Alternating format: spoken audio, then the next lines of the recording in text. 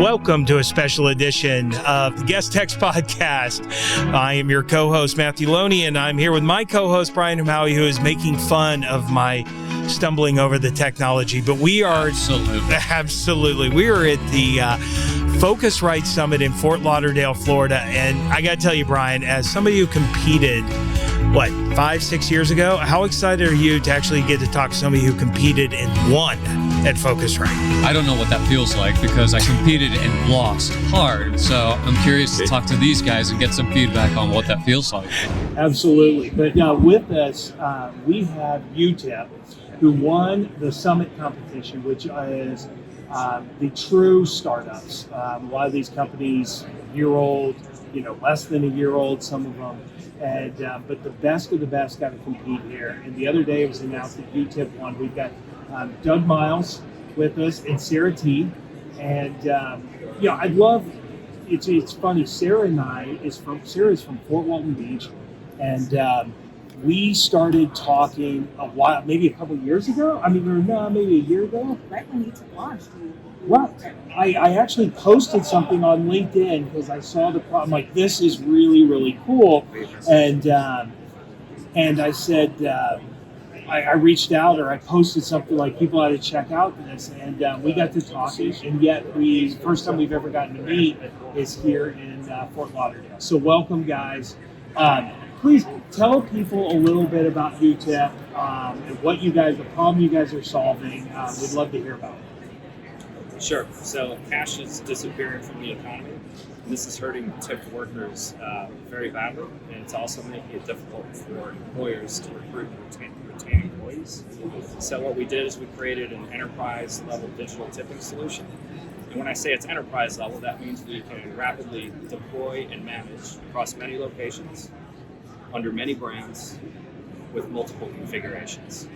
So for example, if you have 500 hotels in your portfolio under 6 brands, after getting a little information from you, we can roll out tipping systems for each of those hotels in just a few days. And then it's just a matter of getting signage installed for QR codes or putting links into your text or email system, or both. Simple solution. Last night, I have to say that this exact instance... It did. Yeah. I went to an ATM machine, actually 2 ATM machines, and after about 5 minutes got told out of service. And both you and I looked at each other and we said, well, holy shit, how do we what are we going to do? Yeah, how do we tip people? And there's nothing worse than asking a valet for your car and going, I got nothing. I'll be back. Yeah, and they're like, yeah, thanks. Well, and Doug, you'd mentioned, because you were told when you turned in your card, because you were trying to help to do it via Venmo or Cash App, and I hadn't really thought about the regulations behind that, but maybe you guys can touch a little bit about why not using an application like that to be able to tip, especially when you're under a big brand. Sure. Well, in many cases, for example, Venmo, it's a social application, so there are some security implications there. And some employers have policies that preclude their employees from using Venmo specifically for that reason. But on top of that, if you're not using the right version of that application and you're collecting tips, there's a very good chance that you're violating the terms of service for that company. Wow. Now I'm happy I didn't do it. That's very good. I know you've been in handcuffs this morning. I would have had to done the GuestX podcast by myself. So tell us about what this journey's been like, how it came about. I love it because you have one other co-founder who I believe is on the tech side, but you guys just all kind of came together in COVID. And I should mention, here at Focus right now, we've started coining this COVID companies, right? It seems to be that people out of work, brilliant people out of work, 2 of which are sitting here with us, but they, you have a lot of time to sit around and go, what am I going to do? And it seems like some of the best, incredible ideas have come out of COVID. But tell us about how this all came about.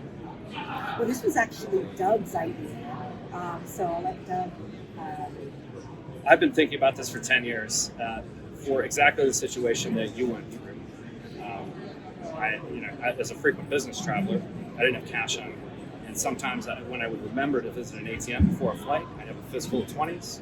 I would over-tip at the beginning of the trip, run out of money, and still leave people hanging in the second half of the trip. Right. At that time, when I first started to realize the problem, I was actually in charge of an app that had scanning technology on it. It didn't really fit our business, which was digital brokerage. So I just kept the idea in my back pocket. I kept talking to hotel workers as I traveled about the idea. And then COVID came along, which meant, well, a few things happened. Smartphones started shipping with QR code reading technology. I mentioned cash disappearing, but also QR codes were reintroduced and widely adopted in the United States, really the capital tipping in the world. And it just so happened when I noticed people of all ages using QR codes, Sarah happened to be available. This company wouldn't exist without Sarah, and also Nicholas, a miracle of miracles. All three of us, who've known each other for years, were ready at the same time to make it. Wow. And so, Sarah, your role in the company is in kind of biz dev. I mean, I know you come from the food and beverage hospitality side. Yes, I actually was with Amadeus for 12 years in sales and marketing roles.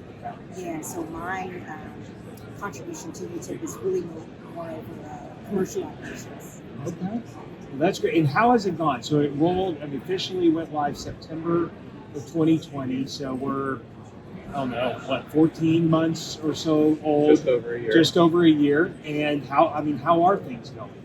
Yeah, we didn't launch the product until January of this year. Okay, Wow. so wow. But we were processing tips, I think 10 days later.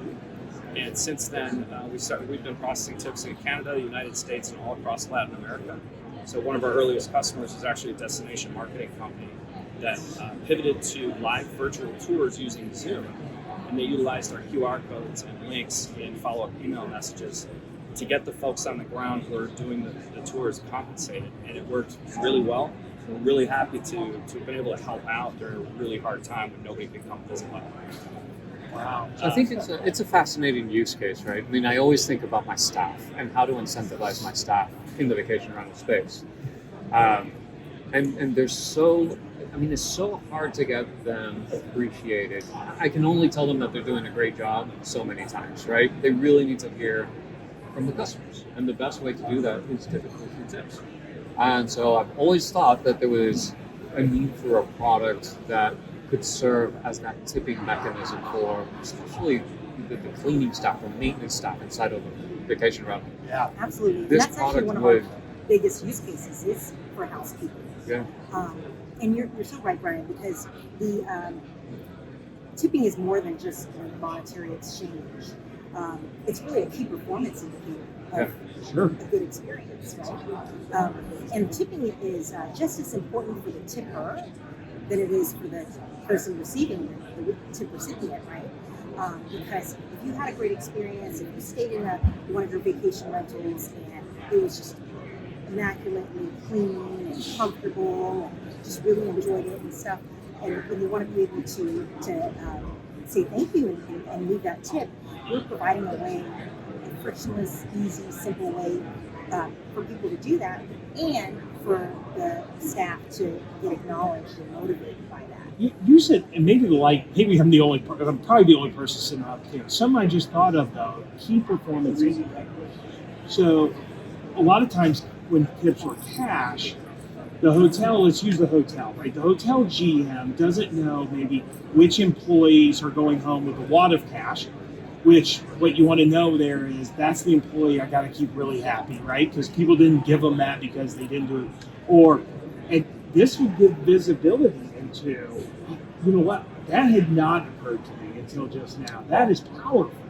That It's is really very cool. powerful. Yeah. The other thing is for guests staying in lodging or whatever you're going to do, it's going to the right hands. So there's a trust factor as well, where a lot of people just don't leave tips, especially in vacation rentals, because they're not sure that the cleaner is going to actually get that tip. Get the tip, yeah.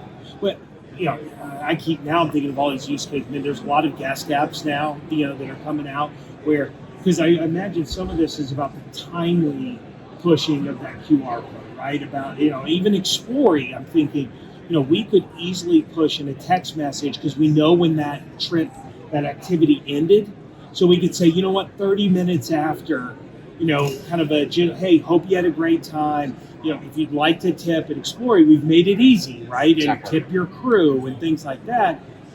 also then would build better relationships probably with our activities because we're helping their teams get hired. All of your activity I love it. providers. It's brilliant. Yeah, your activity providers would love you. The people providing those activities will think about the level of customer service that your guests will get because they know that they have the opportunity to get a tip from your customer base. If you have $9 in your wallet, you and I can combine and we'll be a $10 investor.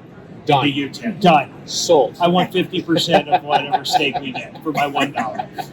No, this is That's this a is good really point. cool. The $9, though, we have actually shown through our analytics that when people tip digitally, they tip more because they're not. That's another great thing for the employees because there is a little, and maybe this will be a good way. I'll try to go ahead. You don't have scraps. You're not leaving scraps behind. Right. You can actually tip value. That's true, and sometimes it's about whatever I've got in in the car in the ashtray. I mean, it's sad. It's like, how much do I have because I don't have cash on me? Do any pushback from employees who I came up through? I going through law school, worked in Applebee's, right? Don't listen, IRS. There may have been some nice, where it was like I tipped I marked the 10% is what I got, and I went home with more.